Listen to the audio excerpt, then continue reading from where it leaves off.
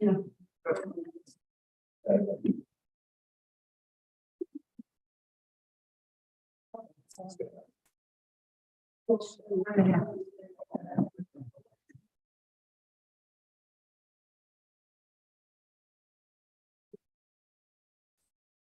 Everybody sign up for public comment?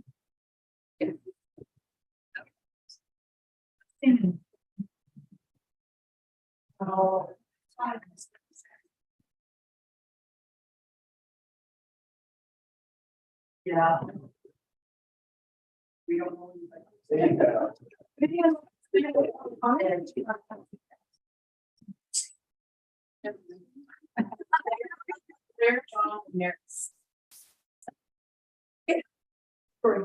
Yeah. Say what's your name? Rory. Last name. Okay, number 4.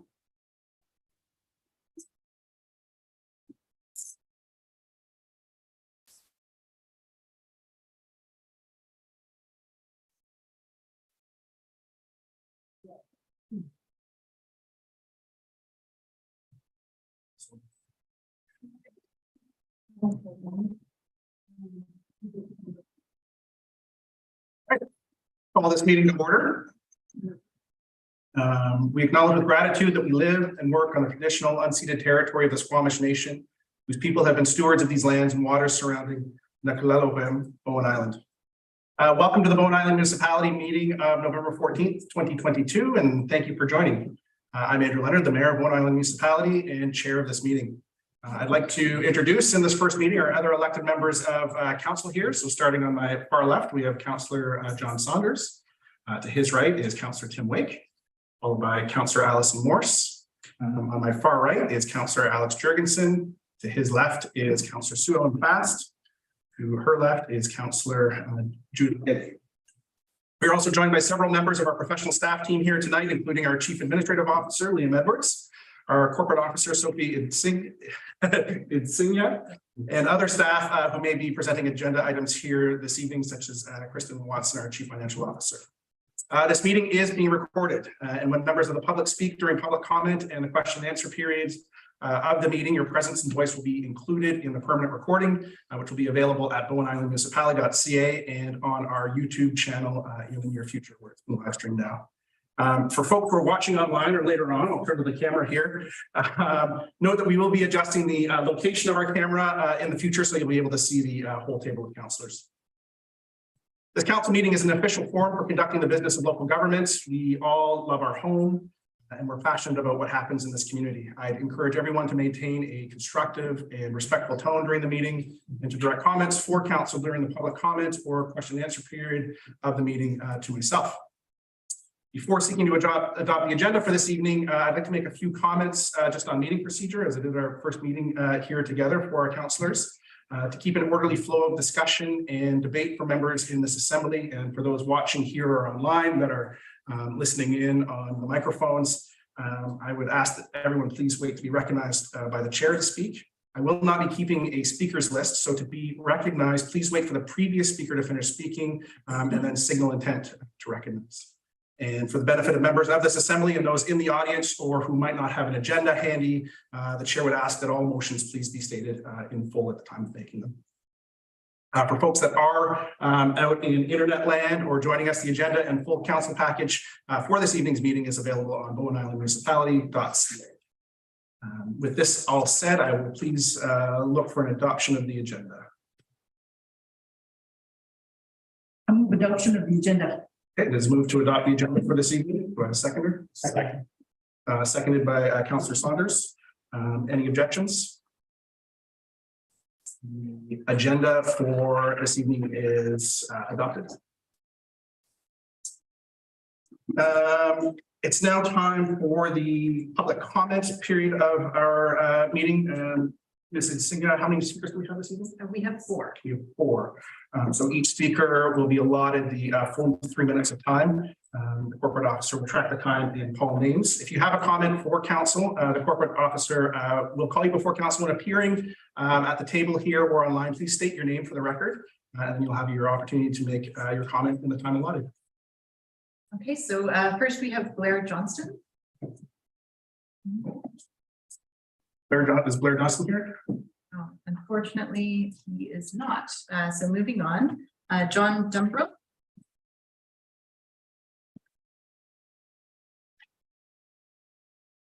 Hi, Mayor and Council. I live at 582 Cowan Road. I'm here to talk in the follow-up to the October 24th meeting.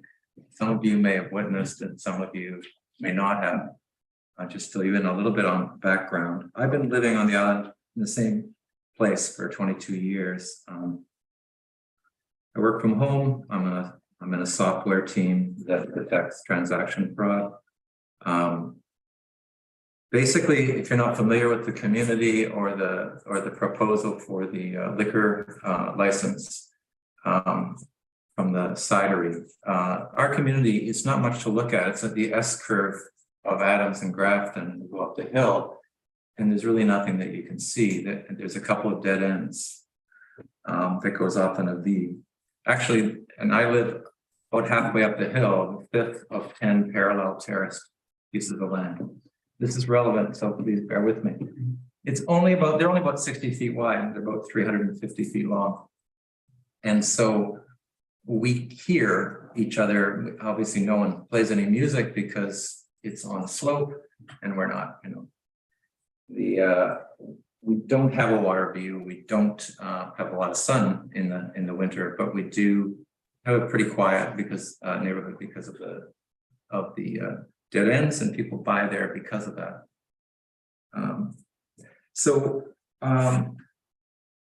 There was one event that did happen that was important from my memory, which was annually Paul Grant and Brenda McLuhan, who lived at Amara's house on the corner, used to have lawn dogs playing inside their garage.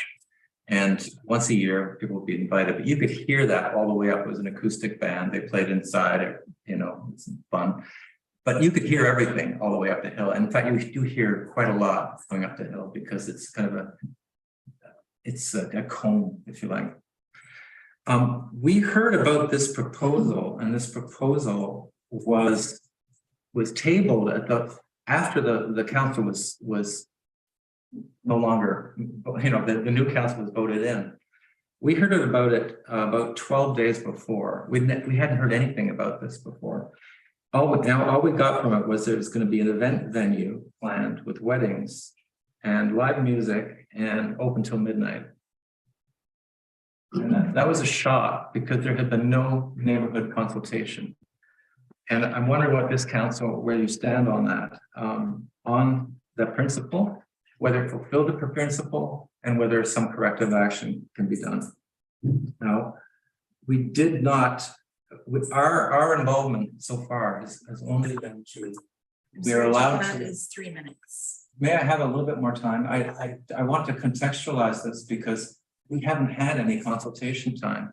This proposal for the liquor board has gone in, and there's a time is clicking. So we need to express this. We haven't had a chance to express this, in my opinion, and from a lot of people in the neighborhoods. You can see the results of the poll by the Planning Commission. It was very, very negative. And not just because we hadn't heard about it, but because we weren't part of any kind of process. So please indulge me for a couple more minutes. We do need to keep the agenda, and just for the matter of fairness and to keep everybody's time equitable, I would refer you to right Mayor and Council, or you can refer me directly. Sharing. Okay, thank you. I'm hoping that there'll be some kind of corrective action before that point comes in. Thank you. Next, we have Neris Pool.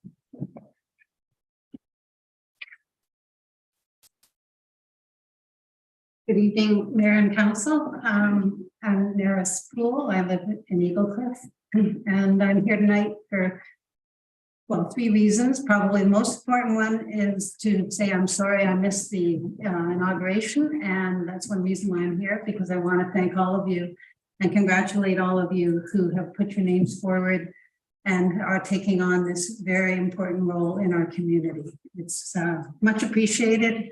And having been there, I know there will be moments when you wonder why on earth you did this, but having been there too, I can say there are many moments in which you will feel proud that you are representing this community and doing your best for it.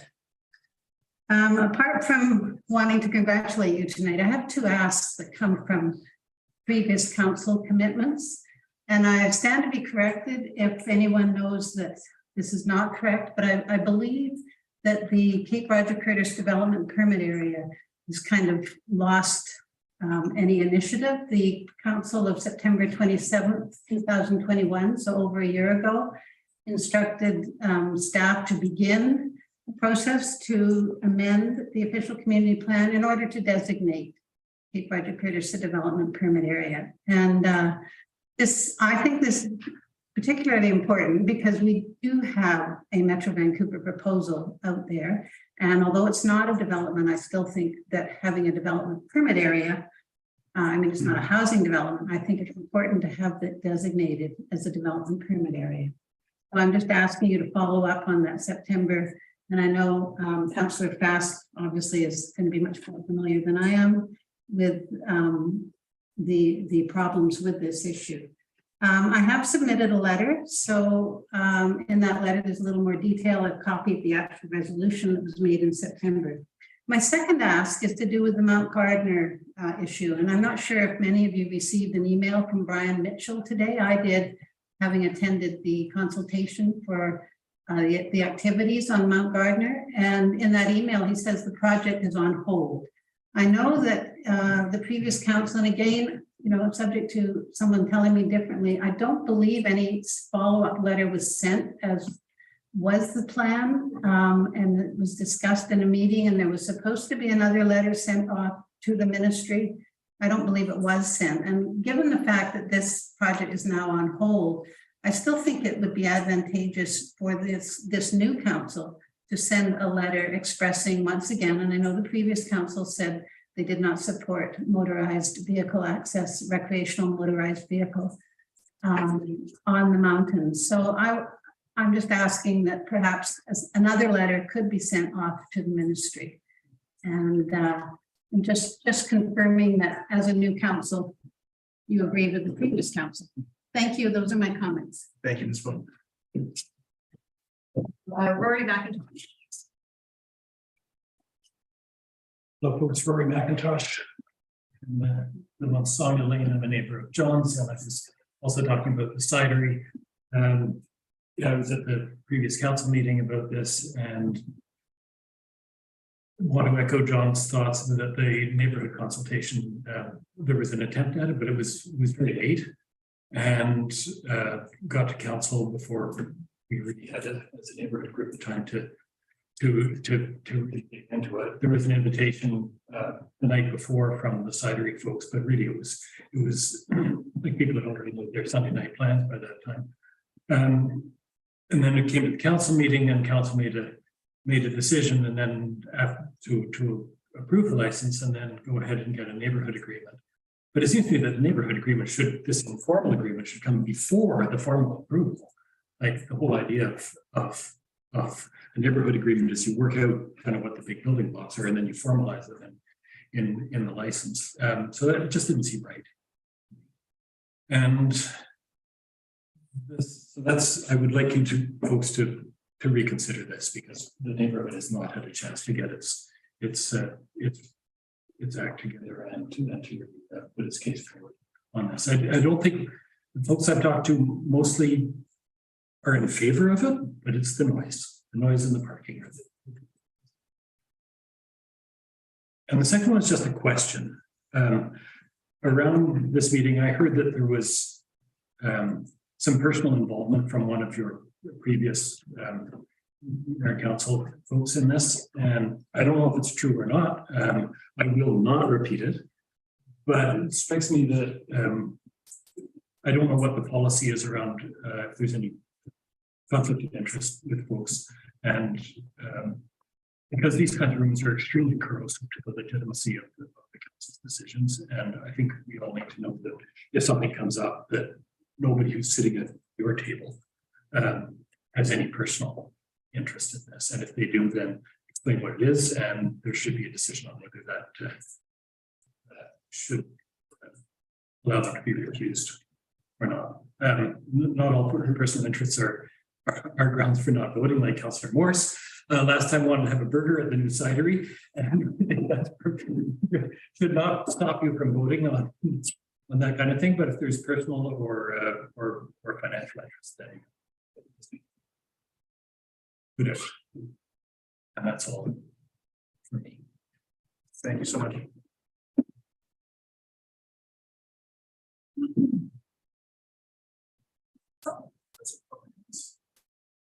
Thank you, everyone who came in person to share your public comments. Council is heard. The person on the list. next item on the agenda is the adoption of the consent agenda. For any members who would like to pull items out of the consent agenda. Entertain a motion to adopt the consent agenda. I so move. From Councillor Jurgensen. Seconder. Councillor Wake. Any objections in adopting the consent agenda? Consent agenda is adopted.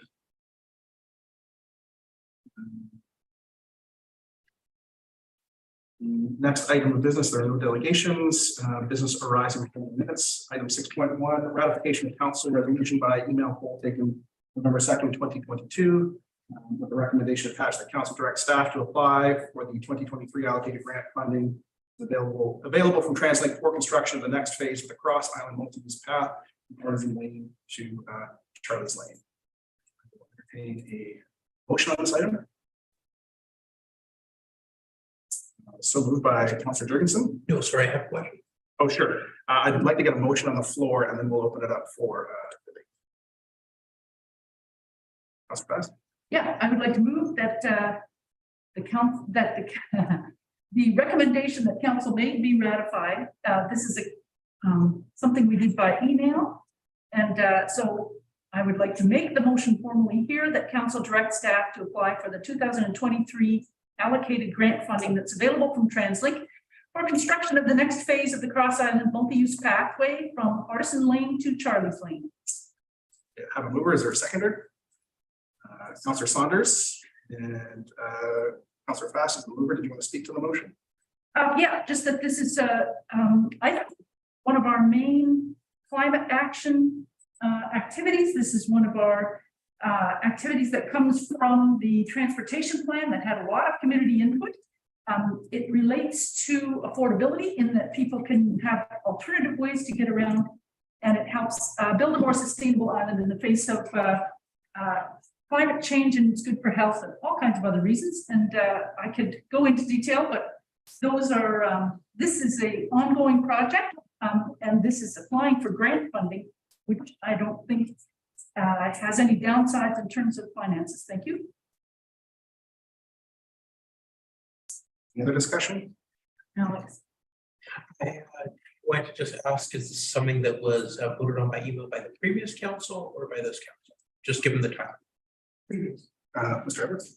Councillor Jurgensen, it was email poll that was voted on by the previous council just before the last council meeting, just before the inaugural meeting of this council, and so the previous council didn't have a chance to meet to ratify it. And when council has the option of voting for items such as this through email, but it must be ratified at a regular council meeting or special council.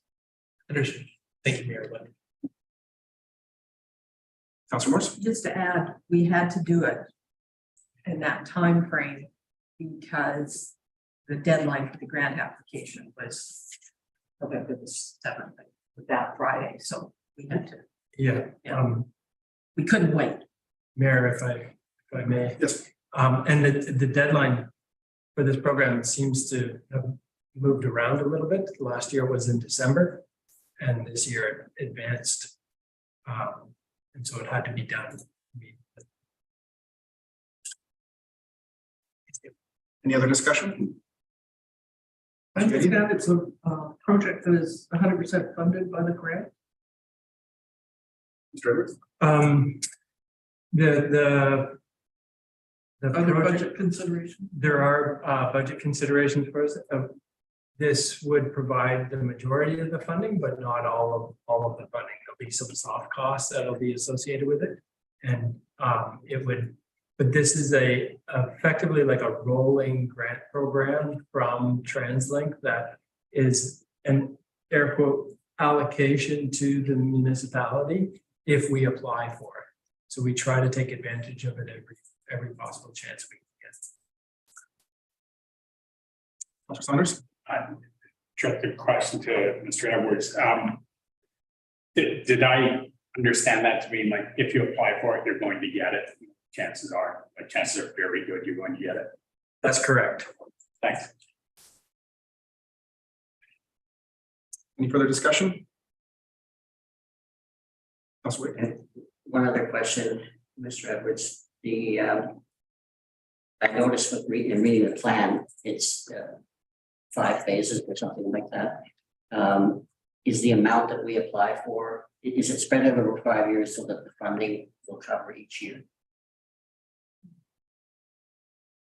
The amount that we've applied for this is just for the next phase.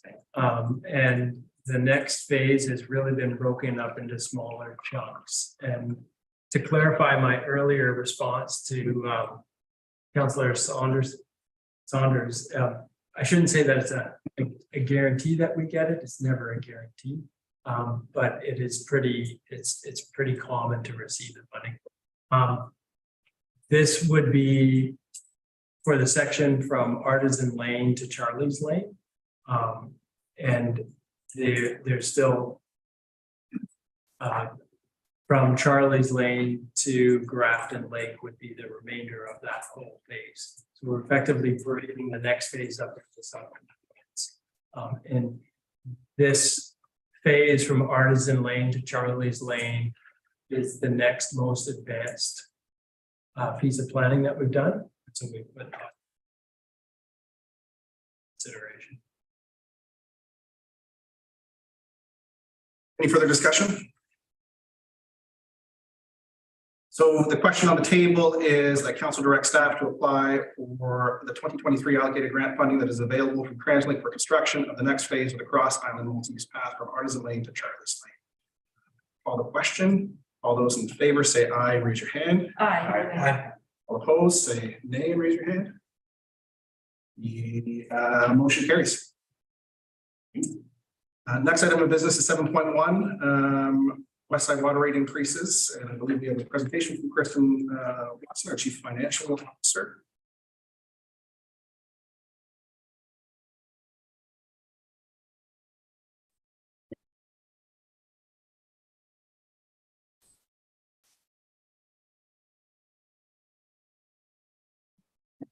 Thank you, Mayor Leonard. Welcome. So through the chair, the purpose of my report tonight is to a couple of objectives. First of all, it's a housekeeping issue.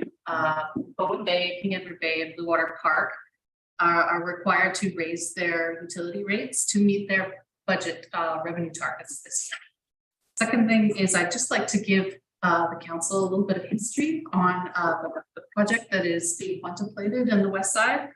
And thirdly, I'd like to talk a little bit about where we're going with rates for that, for those 3 water districts. So to begin with the housekeeping issue, when we put together the utility budgets for King Edward Bay, Bowen Bay, and Blue Water this year, we were under a very compressed time schedule. Typically, when we put the utility budgets through, we'll do the rate bylaw at the same time. We'll bring forth a proposed rate bylaw that aligns with the revenue target in the budget. And we'll get the LAC hopefully to approve the budget and to approve the proposed rate for that year. LAC, oh, thank you, is a local advisory committee. That is a group of people that reside in the neighborhood, in that water system neighborhood. And they act as sort of a liaison between the community and the municipality. They provide input, advice, recommendations, and those recommendations are provided to council, who can then act on the advice of the LAC, the local advisory committee, or they can choose not to. It's all the decision authority rests with council. So for the budget piece, the approved budget went forth to the committees in March, and they were inclusive of a 13.4% rate increase for each of the 3 water systems, Bowen Bay, King Edward Bay, and Blue Water. In order to meet that revenue target this year, we will need to charge a 13.4 increase to the rates. So that would bring the, it's basically a flat rate with a metered rate that kicks in at a very high consumption amount. There's very few people, very few homeowners typically that trigger that consumption-based billing. For the most part, it's by and large a flat rate system. So the amounts that are needed in order to meet those revenue targets in the local advisory systems this year are to amend the basic flat rates from 960 to 1,085 for connected properties, and from 600 to 675 for non-connected properties. So there are 3 resolutions in front of council, and one is for each of the individual local service areas, one for each of King Edward Bay, Bowen Bay, and Blue Water, to approve those resolutions to make those adjustments to the utility rate bylaws for this year. The utility bills have been calculated. They're sitting on our desk. They're waiting to go out, but until we get the bylaw that is in line with the amounts that we're charging, we can't send those bills out. So it's anticipated that these bylaws will be given 3 readings tonight by council and 4th and adopted on the 28th of November. These rate bylaws were all brought to meetings of the local advisory committees during the month of October, and all 3 of the committees did approve amending the rates to what's included in these bylaws. So the second little point of the report was just to update council on the project that's going on the west side. So there are 3 independent water systems there. There is a degree of integration. Blue Water Park and King Edward Bay are almost entirely integrated. Blue Water Park sources most of the water from the King Edward Bay wells. And there's a proposal on the table to increase the supply of wells that are located within the Bowen Bay Water District. That's the 3rd, and it's contiguous, but it currently isn't integrated in any way with the other 2. So the plan on the table, very high level, is to integrate the 3 systems more by upgrading the wells in Bowen Bay, which will provide additional supply to King Edward Bay, which will be able to supply and meet that water supply deficit in Blue Water Park. In order to do that, there's going to be some investment required. At this point, we have met with the community on several occasions, the last being in October, where we put forth a plan that included an upgrade to the Bowen Bay well and an upgrade to a water distribution system in Blue Water Park. Together, the cost of that project is about $1.6 million. And it's contemplated that that money would be borrowed and repaid through a parcel tax on Blue Water Park residents. That's the plan that we're trying to advance at this point. The best overall project upgrade comes with a much higher dollar figure. It includes a water reservoir tank and additional water main upgrades within Blue Water Park. That comes with a price tag of between $5 and $6 million. So it's quite a significant project. But the piece that we're desperately trying to get advanced at this point is the initial upgrade to the Bowen Bay well and the connection of this Bowen Bay well to the King Edward Bay water tank, and the initial upgrade of the Blue Water Park distribution system. And that will allow the residents on the west side to have sufficient water supply for this summer, and to go a long way to address some of the leakages and the the water leaks that we've had in the blue water system. So lastly, I wanted to update you on the progress of the development of a meter grade billing system in Bowen Bay, Blue Water Park, and King Edward Bay. And since the long-term goal is to really integrate the system, it doesn't make sense to have 3 separate water systems that have different rate bylaws within the 3 of them when they're all drawing from the same water source. So we are acting on direction of council. Included in Island Plan under the strategic commitment resilience was direction to staff to review the water rate bylaws across the island with a view to implementing a more conservationist approach. So that means moving towards a more metered rate bylaw system. So we have done a lot of work this summer on developing a rate, doing some analysis and showing people really what that new proposed rate would look like for them based on their actual consumption. We put up charts and calculations that would show under this proposed system, here's what your bill would look like. We decided that it's not something we can kind of implement mid-year. The goal is to move towards a new metered rate billing system effective next year. So we have met with all 3 of the water districts again. We got support from Blue Water Park to move forward with this new metered rate bylaw. We got support from King Edward Bay to move forward with this new metered rate bylaw. Where we did not get support was Bowen Bay does not support moving forward with a metered rate bylaw. So that it puts a bit of a hitch in the whole integration plan because it creates this difference of rate bylaws from people who are effectively going to be drawing from the same system. It's a problem. I just wanted to raise it and let you know that that's one of the issues that we are currently trying to find a solution, a workable solution to on the west side. I'm sure we're going to have more conversations about this whole project going forward. But in the meantime, I thought it was a nice way to provide a bit of an introduction.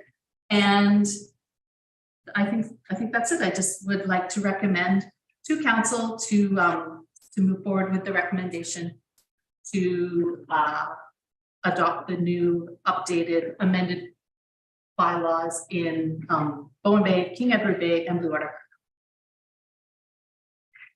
Councilor Morrison. Unless there's any discussion, I'm happy to move.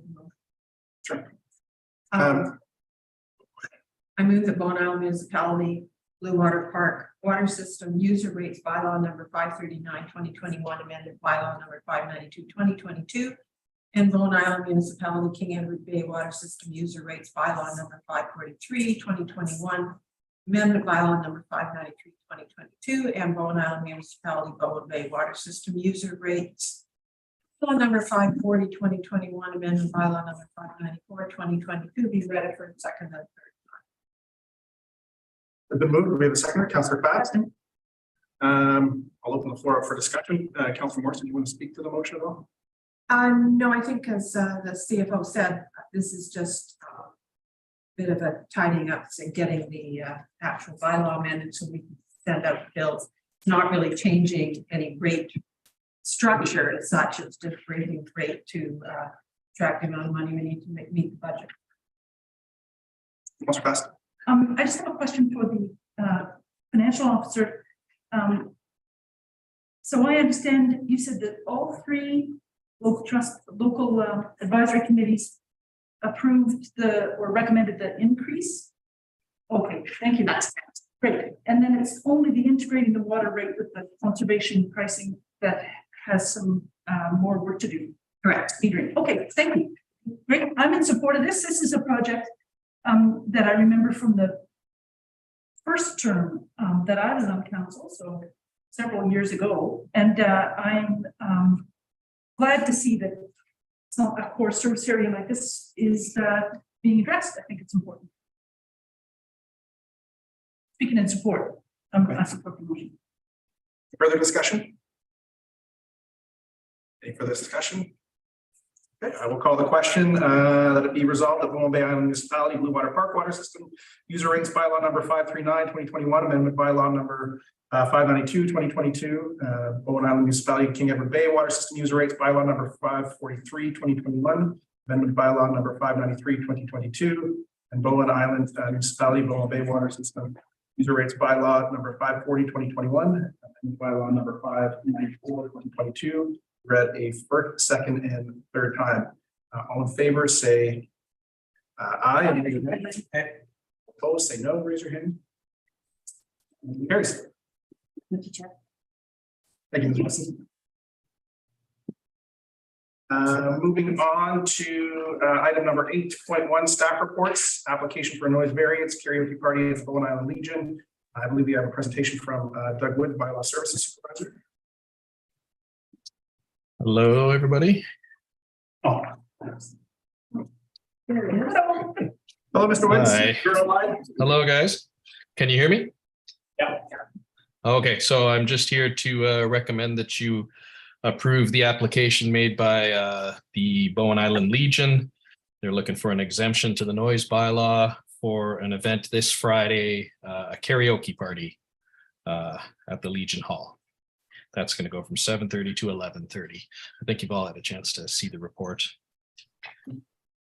Are there any questions about the event or anything you'd like to know before you make a decision? Any questions for the bylaw officer? No, it's a nice. Through the chair, it's thank you for the report.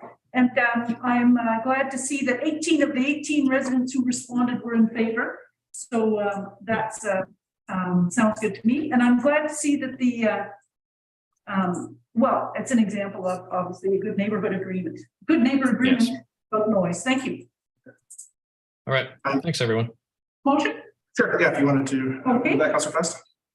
I move that council approve the application made by Legion Treasurer Lynn Hartle for an exemption to noise control bylaw number 108/2004 for an event to be held at the Bowen Legion, 1265 Scarborough Road from 7:30 p.m. until 11:30 p.m. November 18th, 2022. Seconded by Councilor Morse. Any discussion? Any discussion? All in favor, raise your hand and say aye. Aye. Any opposed, raise your hand and say no. Motion carries. Item 9, correspondence, which is in the agenda package. Item 10, reports of committees, committee of the whole and commissions, none. Item 11, new business, 11.1, 2023 council meeting and acting mayor schedule. I will turn it over to our corporate officer. Thank you, Mayor Leonard. Accordance with council's procedure bylaw, it's actually in December that council is supposed to set meetings for the following year. So we're doing this a little bit early. Also, there's one housekeeping item.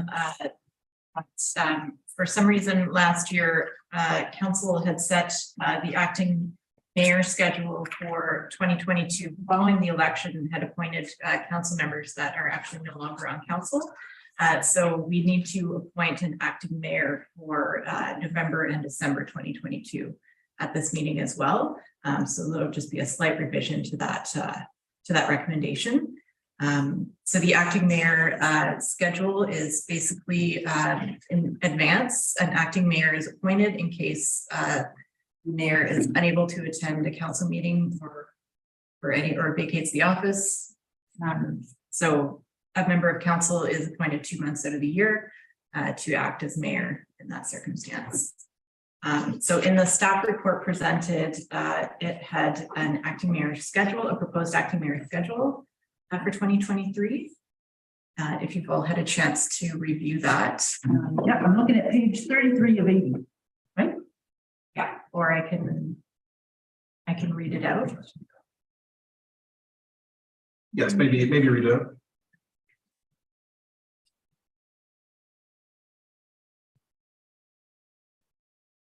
I noticed in my recommendation, I put as outlined in the interim corporate officer's report, but I think it's actually better to put the details in the resolution. So, okay.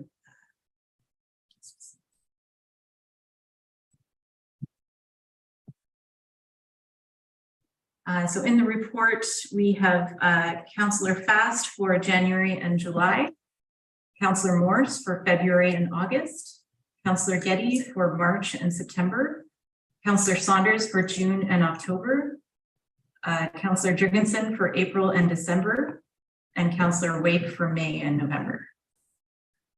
And through the Councillor chair, Fast. through the chair, do we need to appoint somebody for December, just in case? Yes. Okay, sorry. For November and December. That'd be a separate resolution. Yeah, so I can make a recommendation that council appoint an acting mayor for November and December 2022.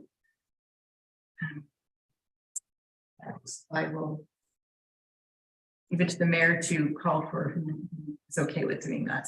Okay. So do we have the wording of the resolution or? Yeah, so the resolution would be that council appoint acting mayor or councillors blank and blank for November 2022 and December 2022. Who's, if I may, Yes, Councillor. who's the counselor for November and December of 23? Oh, that would be. November and December. So Councillor Wake is in November and Councillor Jurgensen would be in December. Can they be? Would that apply for? Because I don't think in the staff report, it doesn't make note of 2023 specifically. No, it doesn't. It doesn't note 2022 in the staff report. So if council decides that that is a good action to take, we could have the recommendation be Councillor Wake for November 2022 and Councillor Jurgensen for December 2022. Would it work for a new counselor to be doing the alternate, or would it be better to have? Yeah, it's very helpful. That would be up for council to decide. Councillor Wake. Your seat. Pardon me? Can we Hang hear on. from the councillor? Yes, yeah. I would be happy to do it, but I think to Councillor Getty's point, it would really make sense to have two of our seasoned councillors that are here, perhaps sign up for those if they would be willing to. This seems prudent. Okay. Councillor Morrison, Councillor Fast. Sure, yeah, happy to, yeah. We get a fully worded motion on that then? Yeah, so that would be that council appoint Councillor Morse as acting mayor for November 2022 and Councillor Fast as acting mayor for December 2022. Someone like to make the motion as recommended? Councillor Fast. I'll move that motion that our clerk just read. Seconded by Councillor Wake. Any discussion? All in favor, raise your hand, say aye. All opposed, raise your hand, say no. Carries unanimously. Okay, and then so the next recommendation is the council approve its regular council meeting schedule and acting mayor schedule for 2023 as outlined in the interim corporate officer staff report dated October 28th, 2022. Okay, and that's the one that we were just reading from. correct? Yes. Okay. Council, could I have a motion? Council Fast. I'll move the motion that our clerk just spoke to, and I can read the dates out if you want. We did that already. I'm happy to read the dates Go ahead. for 2023. So that would be Monday, January 9th, 2023. Oh, I think, oh, sorry, I thought we were doing the other The other ones. vice mayors, the other stand-in for mayors. Yes, so what we've just done is we have done the acting mayor schedule for November and December of this year. I believe we need to do the acting mayor schedule for the rest of the year. Is that correct? Yes, so as outlined in the staff report, again, it's January and July for Councillor Fast, February and August for Councillor Morse, March and September for Councillor Getty, June and October, Councillor Saunders, April and December, Councillor Jurgensen, May and November, Councillor Wake.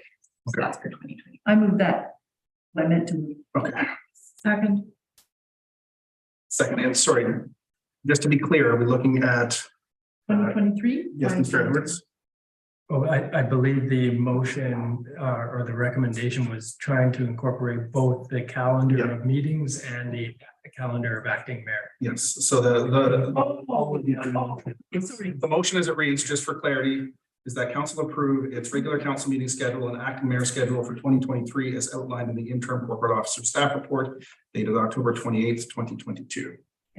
I heard about the two motions and I got them mixed up. My apologies. Okay, great. I would like to move that council approve its regular council meetings schedule and acting mayor schedule for 2023 as outlined in the interim corporate officers staff report dated October 28th, 2022. Seconded by Councillor Morse. Any discussion? Councillor Wade? I have a family reunion planned in November. And Okay. so if it's possible, if I could swap months with somebody, it would allow me to attend.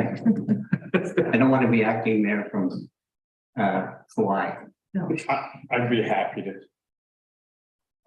to swap council rate if necessary. So would you be willing to make an amendment on that then, Councillor Wade? Yes, so the amendment would be that I would, my acting mayor role would be for, I think it's October, and Councillor Saunders would be for November.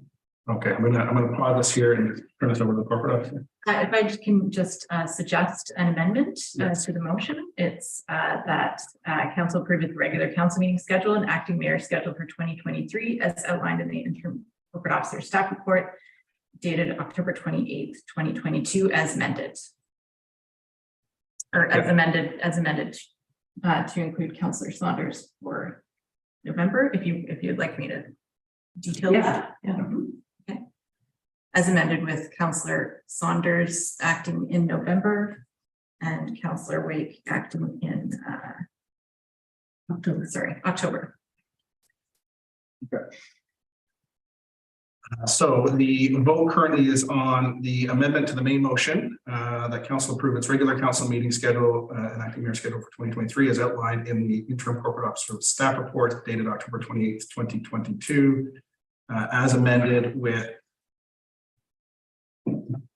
Councillor Saunders acting in November and Councillor Wake acting in October.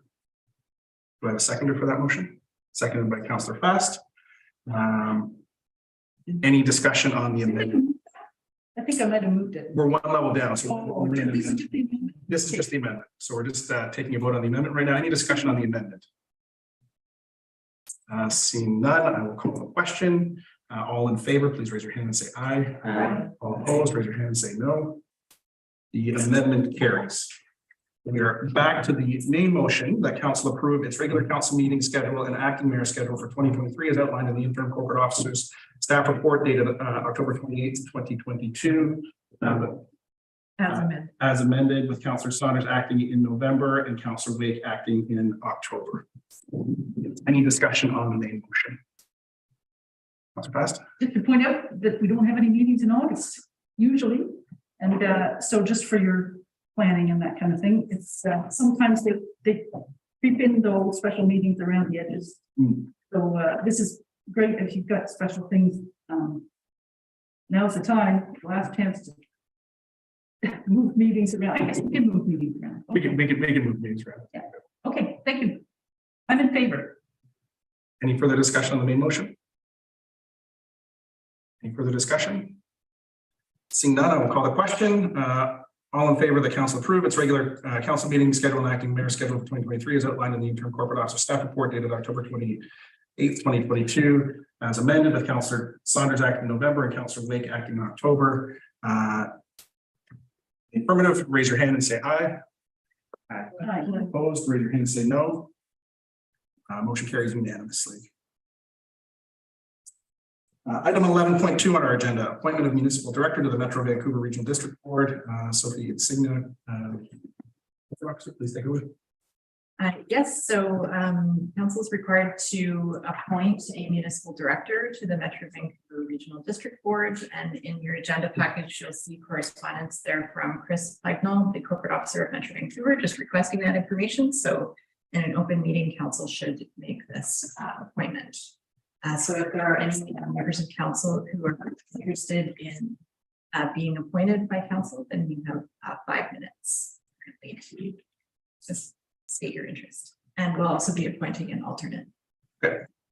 And so in that, we will be electing by secret ballot. There is more than one. If there's, yes, if there's more than one member of council that's interested in the appointment, then we'll administer a secret ballot. Okay.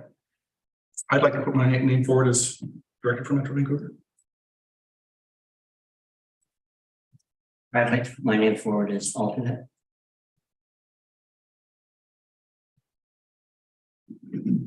I was thinking about putting my name forward for alternate.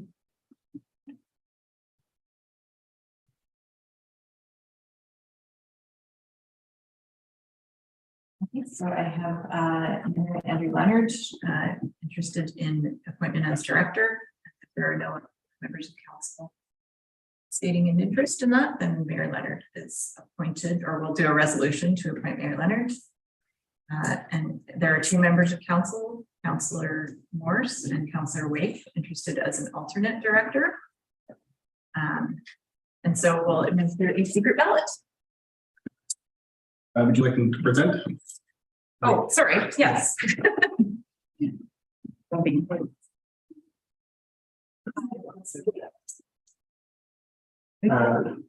I think our Oh, I see. Something to put about. He's got one. Oh, perfect.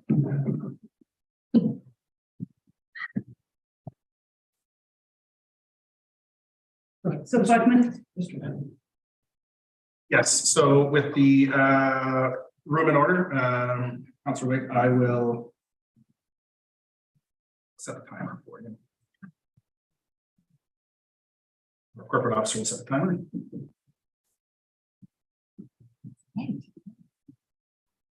I think our relationship with Metro Vancouver is the ultimate importance for our term, given where we're at right now with proposals from Metro Vancouver and with some of our needs. And I would really like to be at the table and involved with Metro Vancouver in a way that I could contribute to resolving those issues, both for the benefit of Metro Vancouver and for the benefit of Bowen Island. And I have a little bit of experience with both kinds of negotiations. Yeah, I'd really like to be the alternate.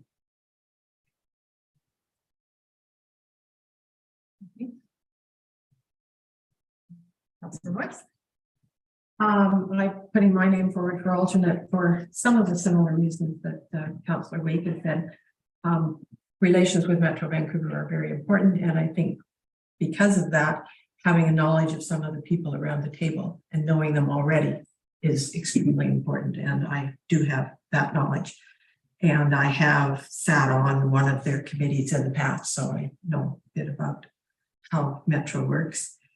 And I certainly understand all the issues that are going on right now, and it's important to be able to talk to people and know them and understand how about them, and with respect to those issues and understanding the issues. And my past background in with the board of the Canadian Institute of Chartered Accountants and negotiating new governance structures and that kind of thing stands me in good stead. I'm trying to read my handwriting with my notes, which is impossible. And yeah, so I think my background and experience and knowing the people that are at the table, many of them, would be extremely beneficial to our ongoing relations with Metro and negotiate the best possible arrangement. Okay. I have one ballot for each of you here. It's pretty low tech, easy paper. So if you just write the name of the alternate on the back there and fold it.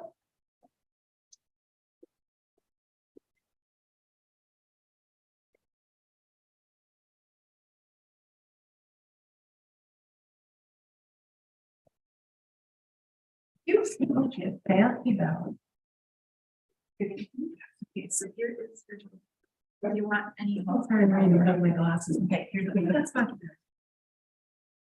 gonna have to get myself ready so I can read over the top of it. Happy to have a. Yes. You want to write it, throw it just to show my writing. Oh, yeah.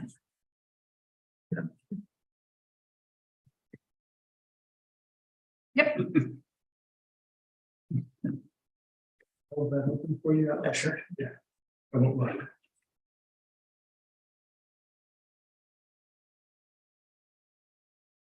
Any chance to ask questions?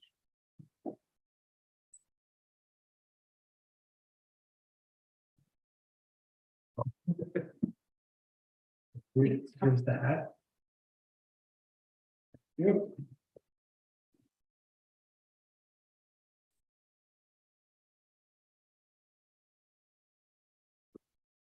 The honors. So I have. Wonder. That everyone?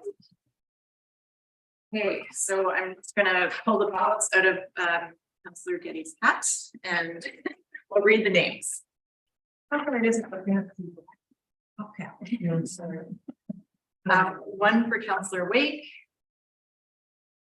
One for Councillor Wake. One for Councillor Morse. One for Councillor Morse. One for Councillor Wake. And one for Councillor Wake. So that is 4. Oh, sorry. And another one for Councillor Wake. So that is 5 for Councillor Wake and 2 for Councillor Morse.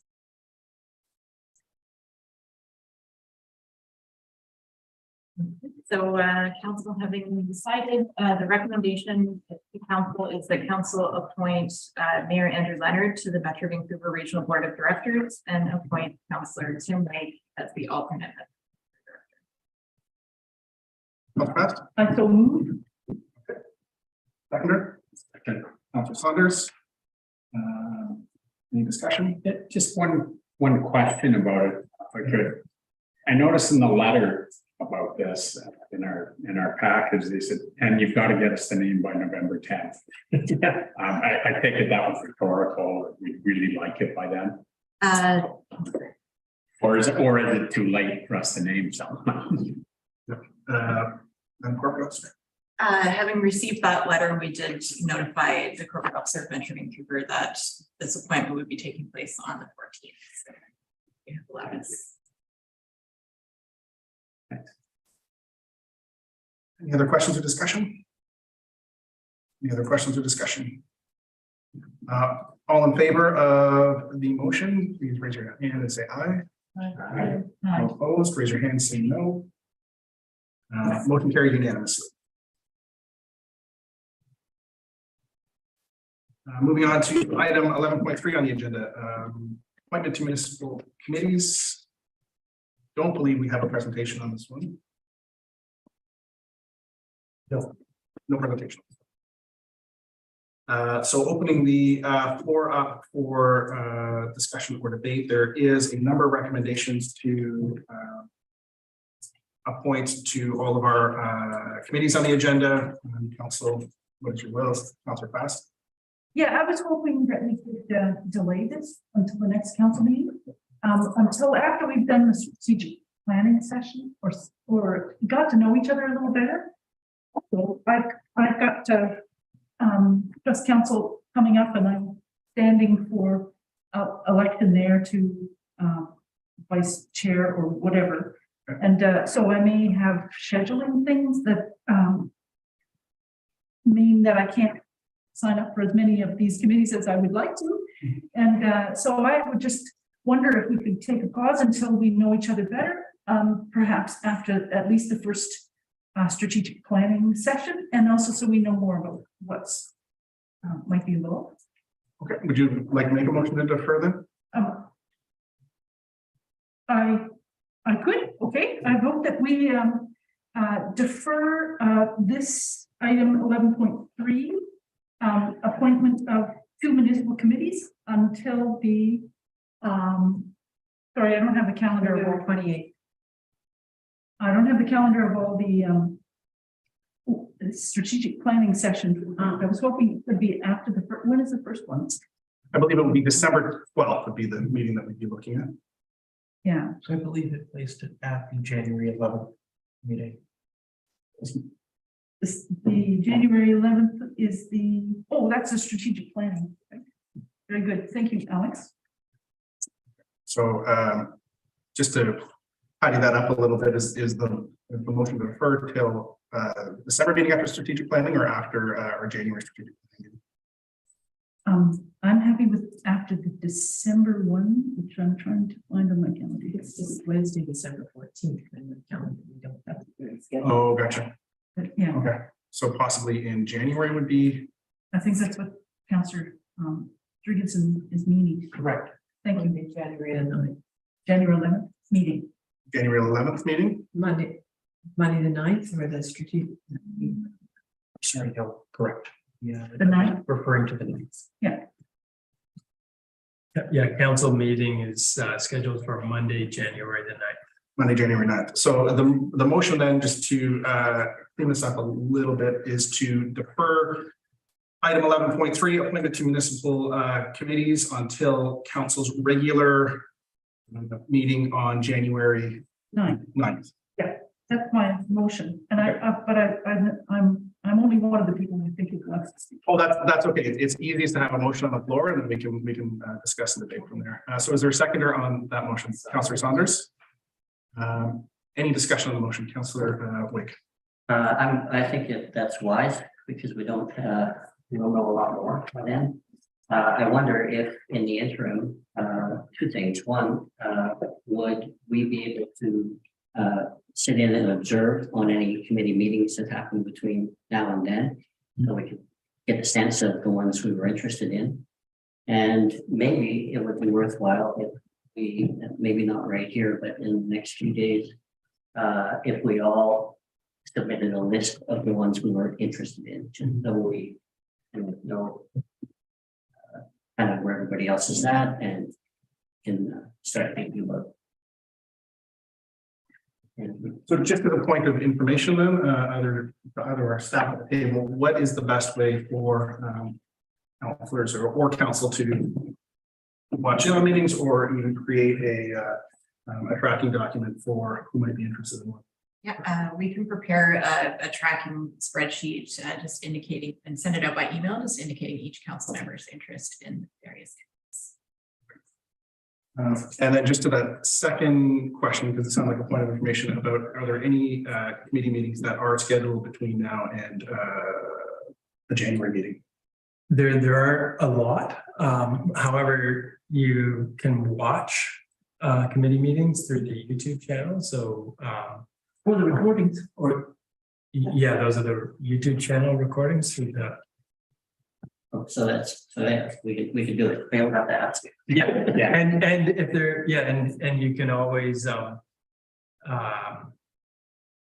attend any committee meeting, and we often would have members of council that are not members of a committee participate in those committee meetings that are the members have interest in, but they're not actually on the committee because they're open to the public.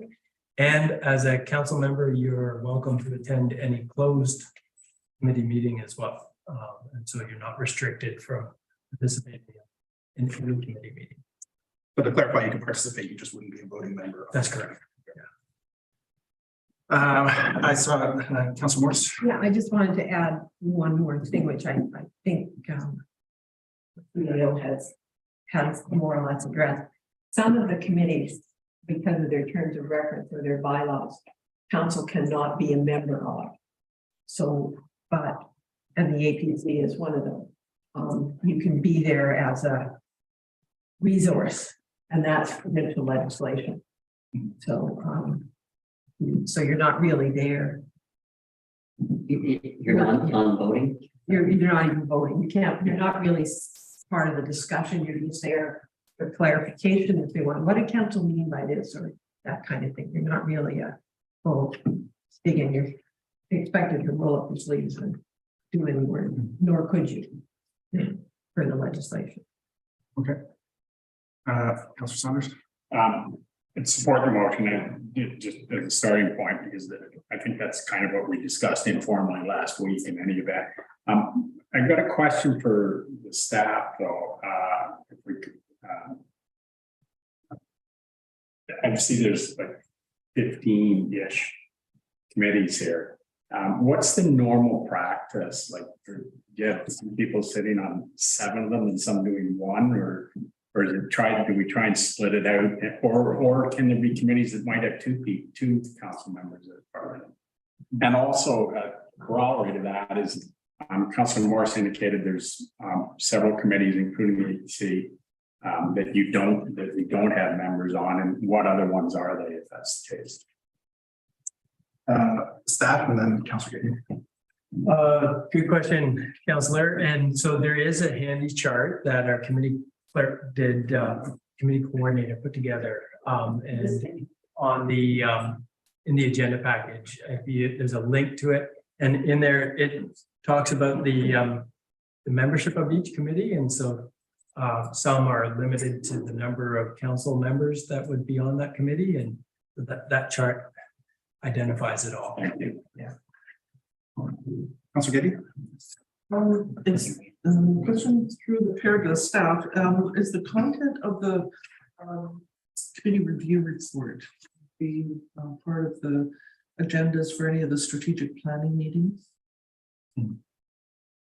Mr. Edwards. Yeah. Through you, Mayor Leonard, the intention is for not so much to review the committee report at strategic planning, but rather to ask this council's desire as to what they wish to do with that report, whether they wish to pursue any action or further investigation.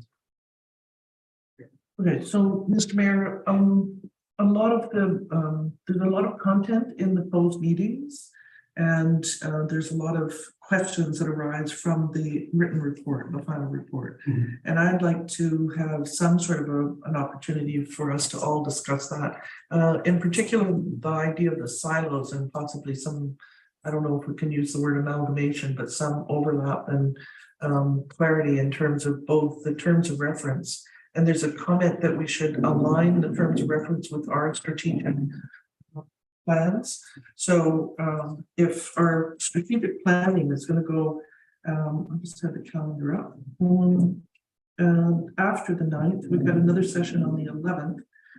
Then perhaps it can wait as long as the 23rd of January. We'll have finished the strategic planning. We might have an opportunity to have a discussion about the report and figure out how we want to set up, whether we want to have that many committees and how many of us will be on them, and what the expectations are in terms of our involvement with it, so that it's not just nominal, but it's somehow a working committee. So we understand what the responsibilities are too. So it sounds like I'd like to amend the motion to put it over to the 23rd, I think.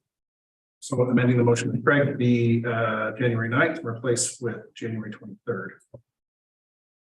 Do I have a seconder on that amendment? Second that. Second by Councillor Saunders. Any discussion on the amendment for the 23rd? Councillor Morris. We don't have a problem with deferring to the 9th, but depending on committees and referrals that might be needed or action that might be needed. I'm thinking of things maybe that are on the go with the community economic development thing. Maybe we leave it at the 9th, and we may appoint some on the 9th and defer the balance to after the. We don't, we can always on the 9th decide to defer further, but to defer to the 23rd now, I think might be a little premature. But there may be somebody to the committee. Any other discussion on the amendment? Oh, you did second. Yeah. Sorry. Any other discussion on the amendment? So the motion right now is on the amendment to strike January 9th in place of January 23rd to result in the main motion reading that appointment of committees be deferred to the January 23rd, 2023 regular council meeting. All in favor of the amendment, raise your hand and say aye. All opposed, raise your hand and say no. No. Okay. The corporate officer will record the vote. And how did you hear? Oh, that would be aye. Thank you, Councillor Morse. So we were back to the main motion, the amended main motion that the appointment of committees be deferred to the January 23rd, 2023 regular council meeting. Any further discussion on the main motion? Councillor Gagnon? If there were a problem that one of the committees indicated that they needed to have council in, then is there is it legislated or is there practice where we could have somebody in an acting position to So appointed? So the motion notwithstanding, that wouldn't preclude us from making a motion at any time to appoint councillors to any committee as needed prior to the 23rd of January. Is my understanding. Councillor Livingston? Mr. Mayor, what was the balance of vote for the amendment? It was 4 in favor and 2 opposed for the amendment. And there's 7 of us. Oh, sorry, 5 in favor and 2 opposed. May I ask for the names of the opposers? The names of the opposers were Councillor Wake and Councillor Morse. Thank you. Welcome.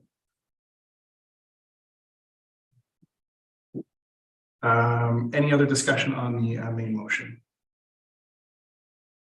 Any other discussion? Seeing none, I'll call the question on the main motion to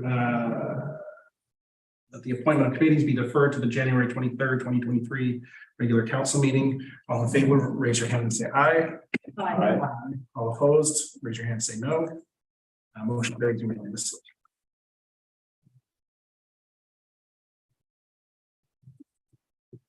Moving on to item 11.4 on the agenda, our update from Chief Administrative Officer. Thank you, Mayor. First, I just wanted to say congratulations and thank you all for coming this evening. Congratulations to your first regular council meeting and thank you for your commitment to the community. So I just want to take the opportunity to say that. And I don't have a lot in this meeting, but I wanted to bring forward a practice that I was doing with the Finance Advisory Committee, where every time we met, I gave a brief update on the key capital projects that were underway. And I was thinking that it would be good to bring that to this table too, to share with all of you. And there's an opportunity for questions about those projects. And I will also note when a particular project we will have more in-depth briefing on, or there'll be more discussion at a later time too. So I'll start with the fire hall number 1, which is a construction project that has, I think, very successful project that has effectively reached completion.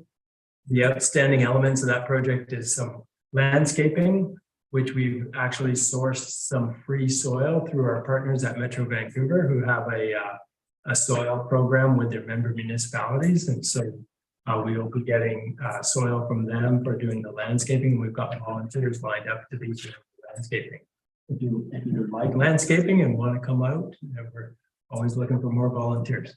The other outstanding element of that project is the a timber frame structure to the north of the building, which is for the Heritage Fire Truck, which will be completed in the near future. And that structure was built from all volunteer time, effort, and materials. And the lumber is from the beautiful Douglas fir that had to come down on the site for the fire hall.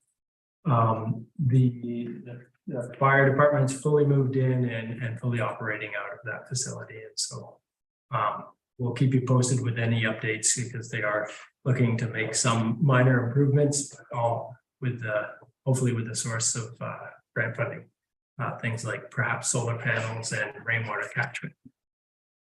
The next project is multi-use path. And so I'm very glad to hear that phase 2, which is in the cove from Cardina Road up to the Four Corners, is almost complete. Paving is imminent. You were in the cove today, you would have seen them prepping the base for asphalt to be paved. And we are also, as we discussed earlier tonight, seeking funding for the first part of phase 3, which is from Artisan to Charlie's Lane. Third project is the Cultural Corner project, which is really a project that is managed by the library and our partners, the Hearth. And that is the essentially a pavilion and some seating around the library, as well as some landscaping around the library. And that's very close to completion. The roofs are now in place, and we're waiting for final roofing material to go on, as well as final touches. It should be complete by the end of the year. And that should also, once we see the paving of the multi-use path and the completion of that project, we should see the library come back to some sense of normalcy without it looking like a construction zone, which it has done for quite some time. So appreciate the community's patience with all those projects, as they've taken quite a bit of time and been fairly impactful to the community. We've got a number of culvert replacement projects that have been underway throughout the summer, and that are some are carrying on into the winter. And so the Trunk Road storm drain replacement project in the Cove is fully completed and mostly completed with our own forced labor, which resulted in significant cost savings. And so that's the first project of that magnitude that we've used our own labor on. And it, for me, it was testament to the ability and skill of our team. And it's something that we want to start doing more of and build capacity within our own labor and save money for the island, because we have many culverts that are in need of replacement. Grafton Road was recently completed, right just west of Artisan Lane, or Artisan Square Road, as it comes off of Grafton Road. And then there's another large project that is happening on Harding Road, which was significantly impacted due to the lack of having concrete box culverts available. That project was 3 large culverts that all failed simultaneously, and the road there was at high risk of failure. And the proposed solution was to have concrete box culverts replace those 3. However, the concrete was not available, in part due to the labor strike in the Lower Mainland in the concrete industry. So the project shifted to a simplified bridge model, and it results in a much better outcome, in that a bridge from an ecological perspective provides a much better solution than a culvert will any day. And it also provides a better long-term solution from a climate change perspective if we see increased frequency and magnitude of rain events. Next is their Cove Bay drinking water treatment plant, which has been a source of frustration, I won't lie, for many.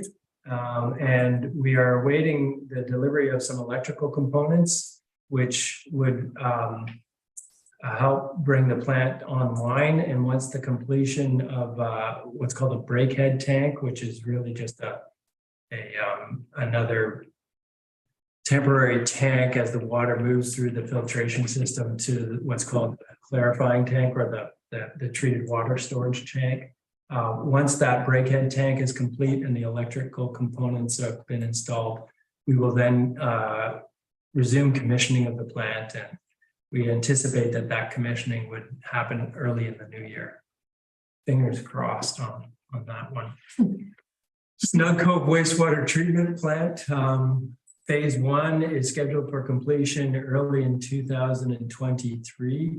And there's one critical element that has to be completed before we can move to the next step with that project. And that element is doing a capacity assessment. And so basically what we really need to have is continuous wet weather and allow for the soils to become completely saturated so that we can determine whether or not all of the work that we did this summer for patching leaks in the system and then the actual improvements at the treatment plant result in the capacity that was anticipated. Once we have that capacity assessment completed and understood, then we should be able to be in a position to allow for people to connect to the system that we put on hold. We put a number of people on hold with their ability to connect earlier in the year. Not an easy decision, and so we're really looking forward to getting that project complete. We'll be talking to you about phase 2 at a later time, which is a much more significant and costly project. The Tunstall Bay Reservoir Improvement Project, tracking well, on budget, on schedule, and so that will help ensure that the residents in Tunstall Bay have adequate supply capacity and increased fire flow. So that'll be a welcome improvement. The Eagle Cliff Drinking Water Project is basically on hold until we get confirmation of funding from the province, which is anticipated at some point, hopefully early in 2023. The quick synopsis of that project is to connect Eagle Cliff to the Cove Bay drinking water system.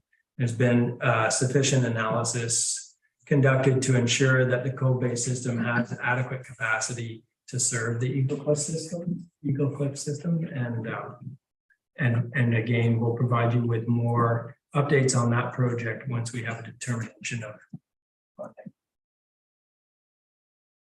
Oh, Councillor Morse. Have we had any contact from the province or asking any questions about the Eagle Cliff grant application? No, Councillor Morrison, typically they don't reach out for clarification or questions. So. And then second last project on my list is the on-island composting project. And because some of you may be wondering what's happening with that, we're going to be coming to you with a more fulsome update about that project in the very near future. And then lastly, an update on the community center project. Again, we'll be having a more in-depth dive on that project on Wednesday, when we're having a committee of the whole session on that project. And that's it for my CAO update. Any questions for the CAO? Councillor Gedia? With the Harding Road, that was the problem with, there was a problem with delivering the bridge. That's been sorted? Oh, I'm not sure about the problem with the delivery of the bridge. It's been sorted. And the Tunstall Bay, what is it, tank or some huge tank? Is that got any relationship to Metro's CRC application? No.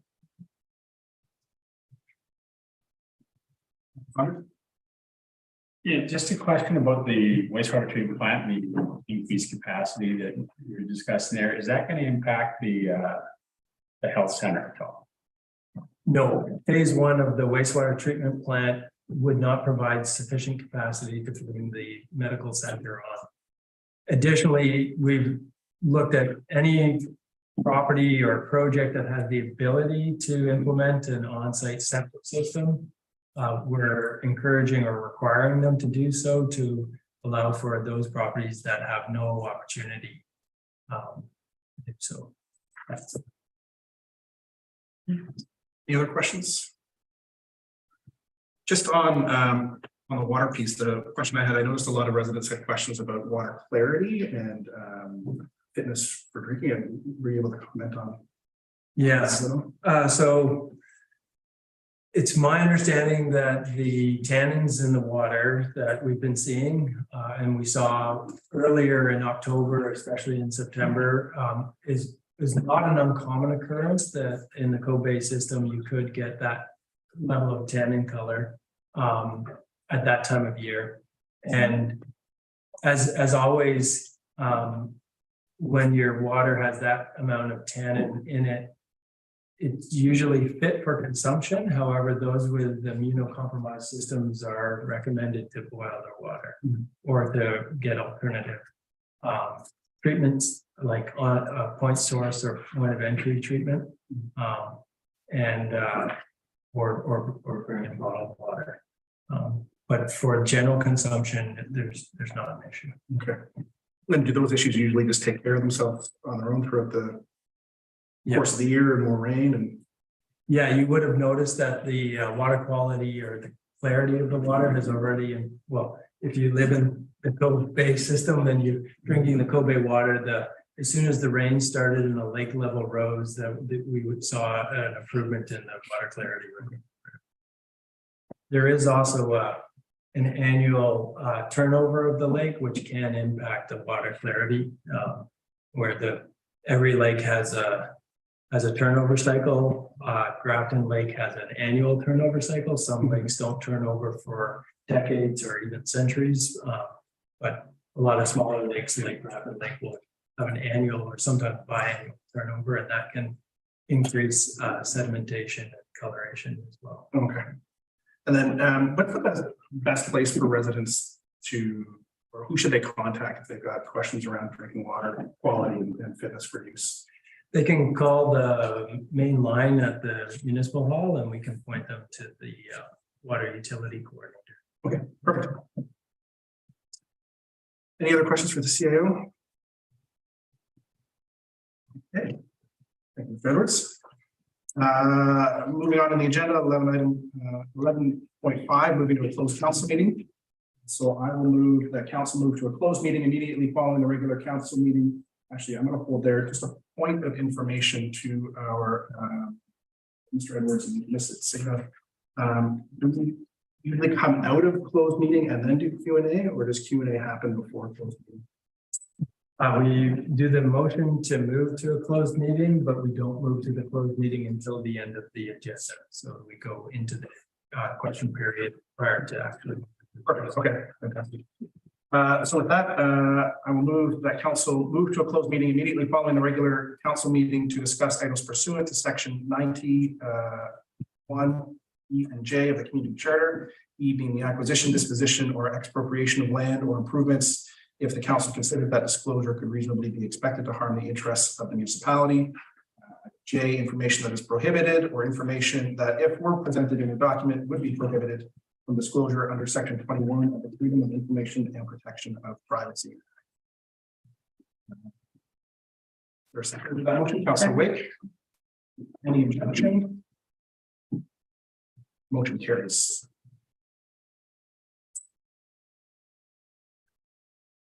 Information items.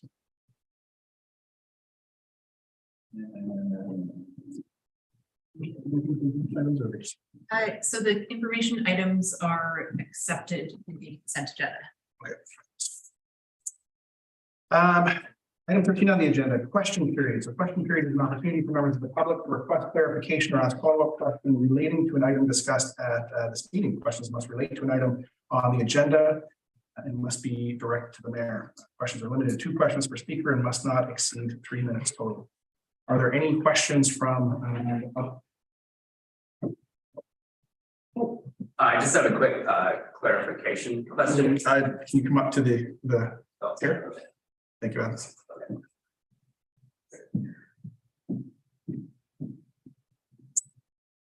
State your name for the record and then ask your question. My name is Alex Curriel from the Bowen Island Undercurrent, and my question is just a technical one. So Mayor Ander, he would vote on every motion, and so that's the numbers I would write in my articles, and I'm just wondering if Mayor Leonard wanted to vote on every motion. That's a very good question. So by our procedure bylaw, if you don't see me explicitly vote on a question, it's been assumed that I voted in favor. So okay. So any counselor that does not make a motion either for or against, they've voted in the affirmative. Okay. Based on procedure bylaw. That's all. Thank you, Mayor. Thanks, everyone. Thank you.